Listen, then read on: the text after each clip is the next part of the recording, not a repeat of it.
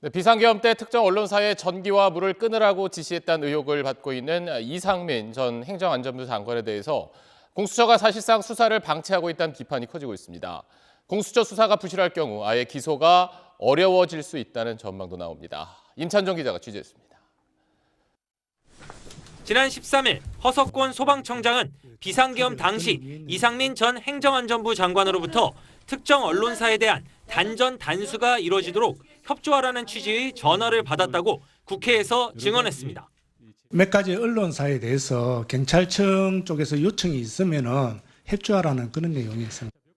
이후 국회에 출석한 이상민 전 장관은 답변을 거부했습니다.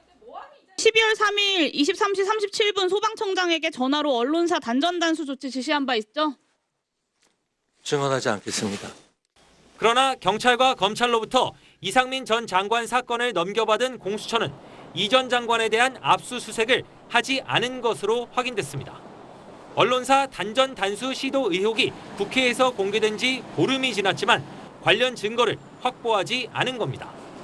의혹이 폭로되면 증거인멸을 막기 위해 신속하게 압수수색에 들어가는 통상적 수사 방식과 배치되는 대목입니다. 공수처는 허석권 소방청장 등을 참고인 조사했지만 국회 증언 내용 등을 확인하는데 그친 것으로 알려졌습니다. 공수처 측은 그동안 윤석열 대통령 사건에 집중하느라 이상민 전 장관을 수사할 인력이 없었다고 밝혔습니다. 그러나 인력 때문에 신속한 수사가 어렵다면 애초에 사건을 넘겨받을 이유가 있었느냐는 지적도 나옵니다. 공수처는 이상민 전 장관 수사를 마친 후 기소가 필요하다고 판단하면 검찰에 사건을 넘겨야 합니다.